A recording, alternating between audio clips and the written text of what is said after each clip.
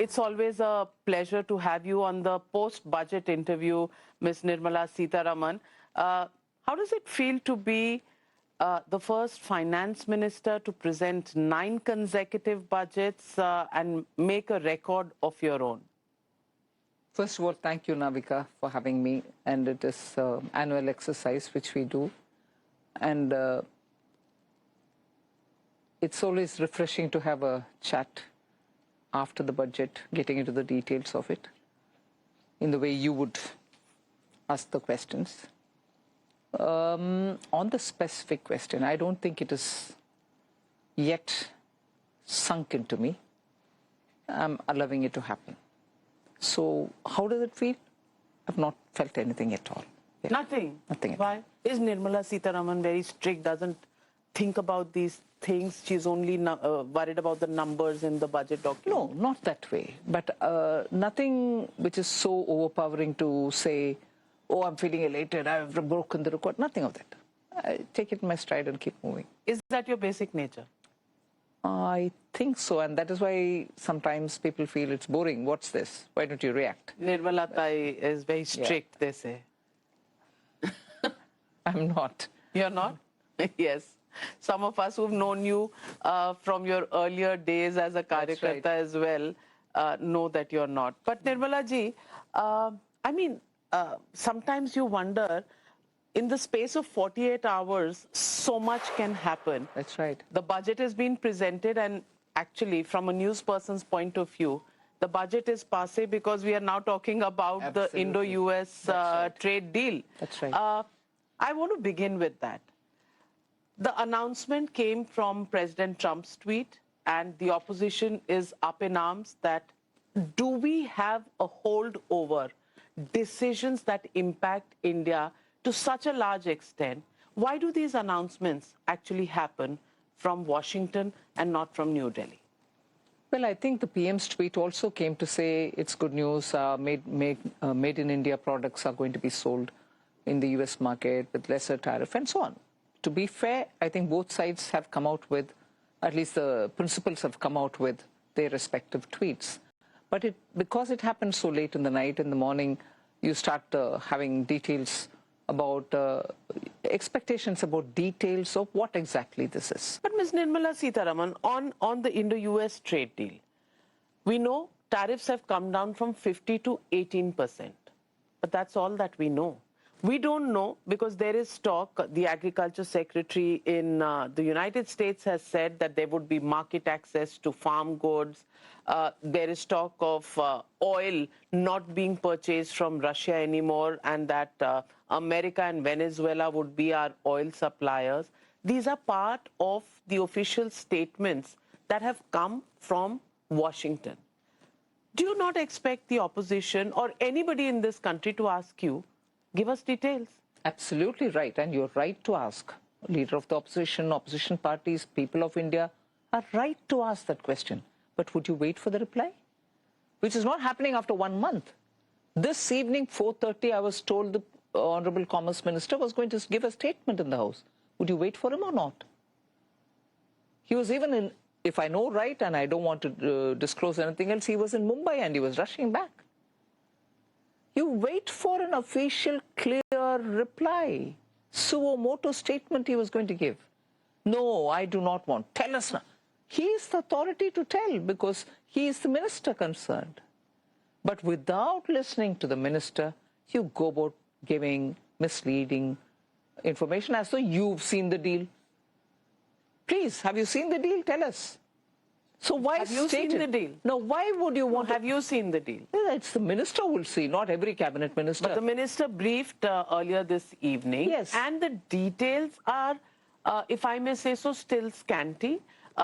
He has given a statement saying that the agriculture sector, the dairy sector will be protected.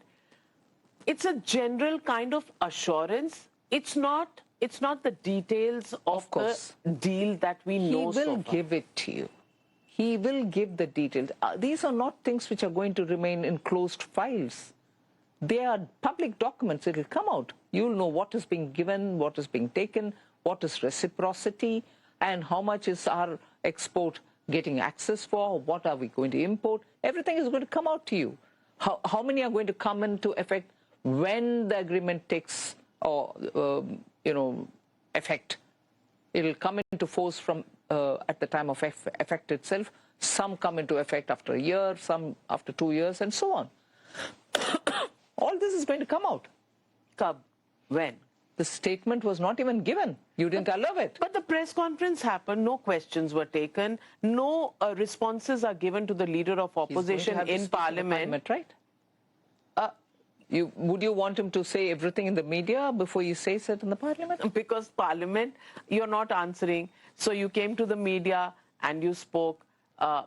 Not too many details there either. The question I'm asking is, and when Rahul Gandhi tweets on 3 issues, on national security, on the trade deal, and on Epstein files, he's raised 3 issues. On none of these are there any clear answers. He may have a point. A leader of opposition, any time he asks a question or tweets or stands up to speak, has a point. I'm not denying that. But the point sometimes is not substantiated with facts. They are insinuations sometimes. I'm not saying every time. But even if it is an insinuation, we are ready to give a reply, provided you want to hear it. What is the record of our leader of opposition? He's not there, or if he's there, he's sleeping, or if he's there, he doesn't even allow the Prime Minister to speak. How many times when he has been present in the House, his party has created such a halla, despite that the Prime Minister speaks, irrespective of the levels to which they go to disturb him. Didn't they stand, even as he was standing and speaking in the well, right under his nose, and throwing and showing placards? Even then the PM replied. He would reply. But you were never willing to hear. And I know sometimes, even after that, when they stand up, when he stands up, or one of our ministers stands up to reply, they walk away. The walkout happens without listening. So did you ask questions for no reply situation? Or did you walk out because you were scared that we'll come up with the facts and you don't want to face the facts? You walk out? I'll give you any number of examples where questions were asked, where we take the question seriously. And when we want to reply and we get up to reply, the leader of the opposition leads his flock out of the House. How is that? Today, of course, I mean, every session we somehow, as people of India, we look at the proceedings in Parliament and things. I mean, it's as bad as it can get. It probably can't get worse. No. But then this session and today, there was tearing of papers, there was all kinds of things. The chair was called... Throwing it at the chair. And the chair was called Yar. And, are we in this posturing, in this war between the opposition benches? I mean, 8 MPs have been suspended. Where do you think are we going to go from there? And just because there is going to be a standoff between the opposition benches and the treasury benches in Parliament, will the country remain in the dark? Is a question a hapless citizen of India is asking. Rightly. And I appreciate that. But we are not wanting to keep the citizen in the dark. We are not wanting to keep the Parliament in the dark. We want to respond, if only there's an opportunity given. So let me ask you, on the agriculture sector, the statements that are in public domain, what does it mean? Farm goods from the United States of America, will they be free to come into the Indian market? I don't know the details of the agreement, but I will assure you that farmers' interests, dairy interests are intact. If you don't know the details, how can you assure? Because before the negotiations, when all of us have spoken to each other, very clearly these were red lines given. So that to that extent I know. But the details will tell you where, how, Where are these details? You're going around in circles, Navika. No, are these details in Washington or are they in New Delhi? Both sides put their negotiation details and have it agreed, have whatever the level of agreement. So both sides have their own documents, don't they? So the Commerce Minister will tell you about it. Ms. Nirmala Sitharaman, on the question of oil, if we have given an undertaking as per what's available in public domain that we will not buy cheaper Russian oil and we will now source our energy needs from the United States and Venezuela, can you assure this country that this will be at a price advantage to India rather than more expensive? Or do we see the energy burden and prices of petroleum products going up in the near future? Navika, all these months, in fact years, hasn't Prime Minister Modi taken every decision keeping India's interest top of the priority? He has very clearly chosen India's interest on the top of anything else. Even at a time when war was escalating, even at a time when sanctions were being imposed, we kept India's interest at the top, which is what he'll do every time. I think the people of India trust Prime Minister Modi. You can ask questions, but I'm sure you will get the reply anywhere you ask that the Indian interest will never be compromised by Prime Minister Modi. The opposition says this is surrender 2.0. The first time we surrendered was when the ceasefire information came from Washington by President Trump. That was surrender number 1, and now this is surrender number 2.0 because we get information first from Washington than from New Delhi. How do you respond to the opposition? No, on the what you may call as whatever, surrender 1, surrender 2, surrender 1 and all that, you had response coming from Government of India. You very clearly understood that we've said that there was no interference by anybody in that matter. Post facto. The first info came Never mind, but a statement very clearly saying nobody interfered. Doesn't that show that India's interest has been kept on the top? And we didn't surrender. So now, till yesterday, the media themselves were saying what dire provocations, what kind of a, taunt and whatever was happening. PM kept his cool. Everybody recognized that. And suddenly overnight you seem to go back to play the same game. India's interests will never be compromised by Prime Minister Modi. Let's not constantly keep questioning it only because there is somebody who has been doing only this to dishonor Government of India, even when he is outside, not just when he's in the parliament, where he has every right to ask us questions. To make sure, to make Indian government appear irresponsible or appear as though it doesn't care for its citizens, that's been the job of the leader of the opposition. I hope Indian media is not getting carried away by that.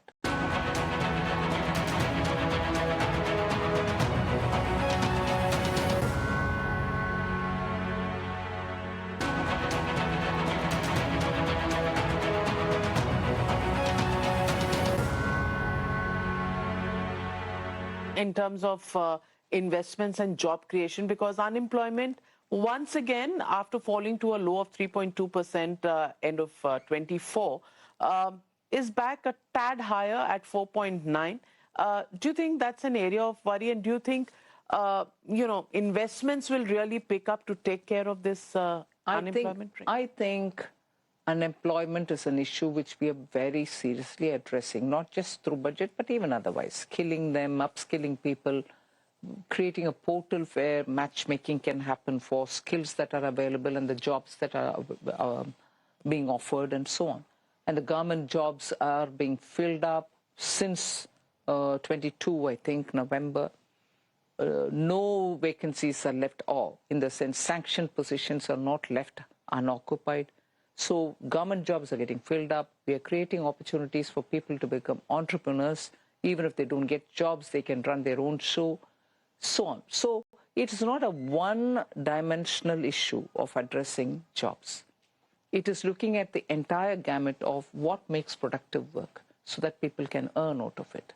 So for each one of the sectors, we are looking at skilling people, giving them the opportunities, exposing them to different companies through internship schemes and so on. So government has not sat back on the requirement of the youth. Let me also ask you, just after the budget presentation, the markets really went into a free fall, almost about 1,500 odd points down. And then this morning, they've really woken up to the great cheer. I don't know, maybe about the Indo-US trade deal, which we don't know much about. Were you worried then, and are you satisfied today? No, the correction that I did by raising the STT on futures and options is a correction which was much needed. We've had people calling us saying people are losing money heavily. It was not just anecdotal. There are studies to show how 90% of the people who were participating in futures and options market were losing heavily, 90%. And therefore, to deter that, the speculative forces. Yes, many of the Hindi newspapers have reported that is exactly where the satta operations happen. And therefore, we've raised it a little bit, not with revenue consideration, but clearly making sure that that deters people from going in there. But then why did the markets get spooked, if it was for their benefit? If it is for the benefit of those who are entering the futures, they are not the ones who are probably leading to the negative sentiment. And the reaction today, almost 2,400 points up. Because we explained it out, saying we have not treated all the STTs for a hike. It is only the STT which is on future and options. The others we have not even gone anywhere near. So the markets today did not react to the trade deal? Maybe they reacted to the trade deal also. I'm not saying any one particular reason is the one. There can be a blend of reasons. They're probably also sensing that a lot of investments are likely to come.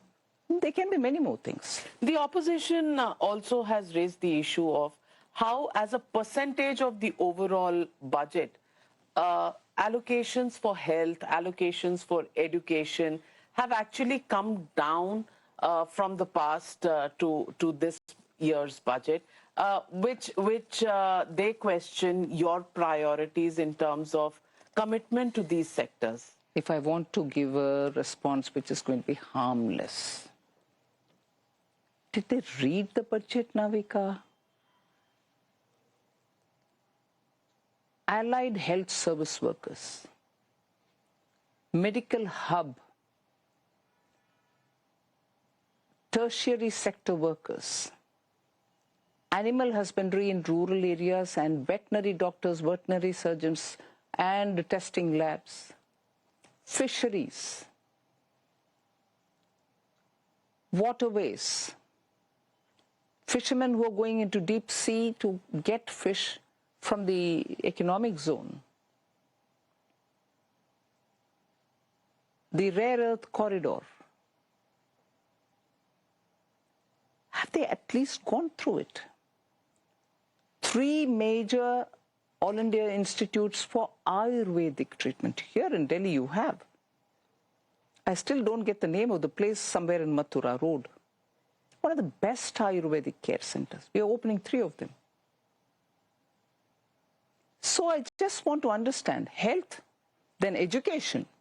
There is going to be a standing committee which will tell how education, skilling and entrepreneurship can all be brought together even in the institutions before students leave them, so that they come out better trained.